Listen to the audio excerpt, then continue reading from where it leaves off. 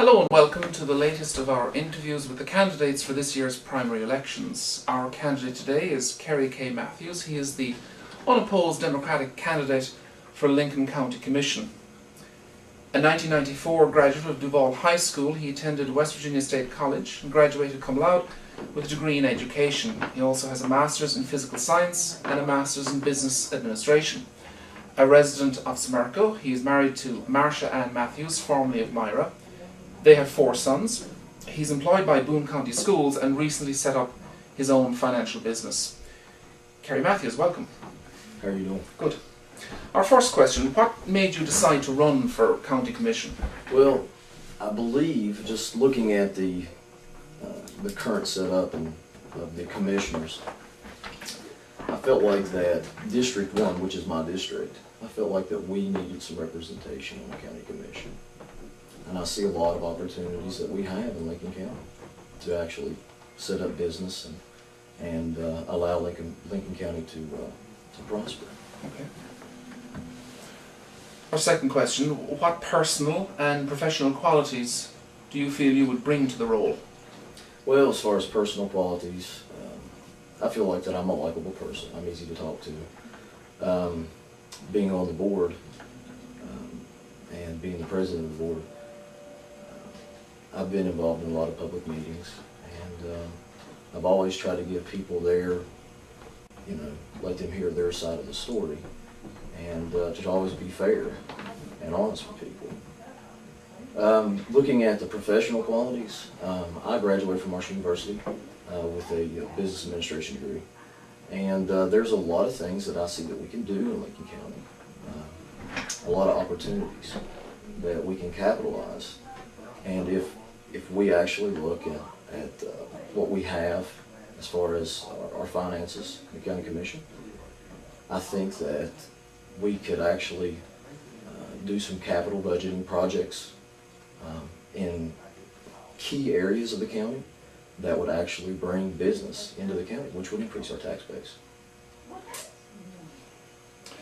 The Lincoln Journal has reported frequently on the scourge of prescription drug abuse in Lincoln County. In what ways can a county commissioner work to help tackle this problem that has ruined so many lives in our region?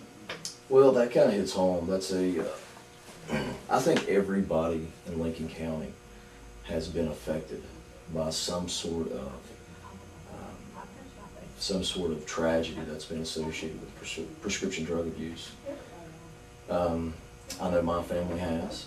I know that currently right now, one of my sons that I've adopted, we adopted him because of that, because of prescription drug abuse.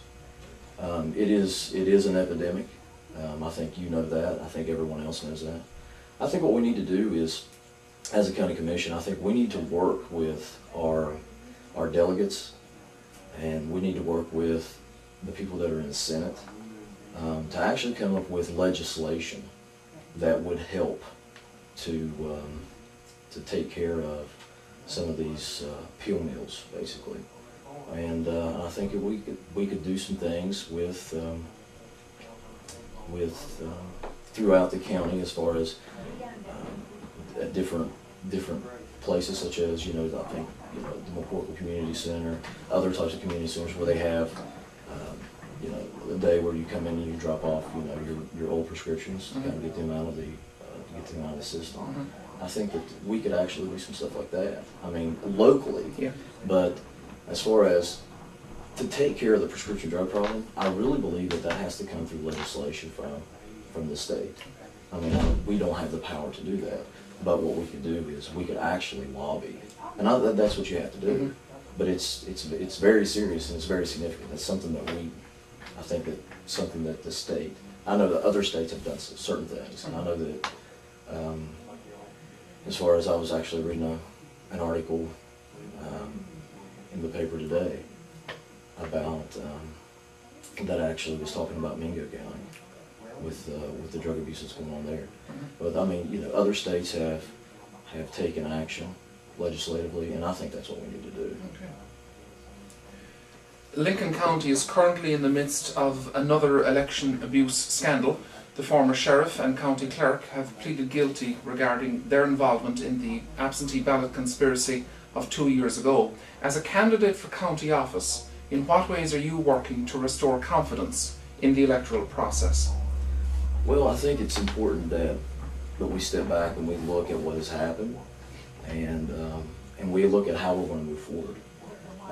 You know, whenever I'm out and I'm talking to people about, you know, voting and, you know, what to do, you know, to get out and utilize early voting if you can.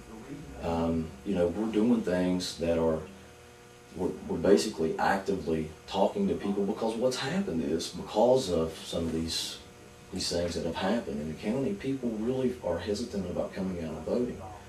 So what we're doing, as you know, what I'm doing as a candidate, is I'm talking to people and telling them that, you know, their vote makes a difference, and we're trying to get everybody that we can to vote. And we're, you know, telling them that, you know, you have certain places that you can early vote, and trying to get people to come out on election day. That's what we're doing. Okay. And our final question: since January of 2010, all Democratic primary election candidates for County Commission have been former Board of Education members, yourself, Mr. Rainey, and Phoebe Harless. How will your experience as a board member help you should you be elected to the Commission? Well, I think it's important, you know, when you're on the board, you have to work with people. You have to work with other board members. You have to work with personnel. I think it's important that, you know, as far as the experience that I've gained being on the board, I think it's going to be important whenever, you know, if I'm elected to the county commission, because, you know, you have to work with people. And you're talking about people not just from your area, people from other areas of the county, and to listen to what they have to say and what's going on in their communities, because they are the people that would know best. That's why, you know, that's why this is set up the way it is. Okay. Kerry Matthews, thank you very much. Thanks, Sean. That's the latest of our interviews. Look for more interviews at our website, www.lincolnjournal.com. Thank you.